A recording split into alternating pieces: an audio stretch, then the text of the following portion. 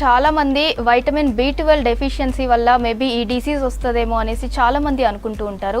నిజంగా vitamin B12 వల్ల అంటే ఈ డిసీజ్కి అంటే మంచి సొల్యూషన్ అని అంటారా?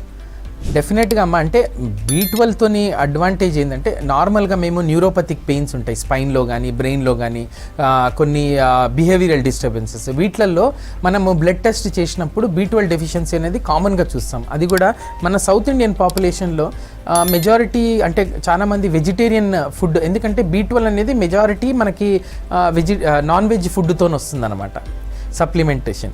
సో ఇది వెజిటేరియన్ కామన్ ఉన్న వాళ్ళకి B12 డెఫిషియన్సీ ఉంటుంది. అండ్ ఎనీ న్యూరోపతిక్ పెయిన్కి B12 లెవెల్స్ తక్కువ ఉంటే మనము B12 సప్లిమెంటేషన్తో మంచి రిజల్ట్స్ వస్తాయి. అలాగే కొన్ని ట్రైజెమినల్ న్యూరాలజీ కేసెస్లో కూడా B12 డెఫిషియన్సీ ఉంటే ఫస్ట్ కరెక్టబుల్ కాజెస్ చూసుకోవాలన్నమాట. సో మనం ఇంజెక్షన్స్ కానీ టాబ్లెట్స్ కానీ తీసుకొని తగ్గిపోతే డెఫినెట్గా వర్కౌట్ అయినట్టు. ఒకవేళ వాటి వల్ల కాదంటేనే వేరే ట్రీట్మెంట్ ఆప్షన్స్కి వెళ్ళాల్సి వస్తుంది.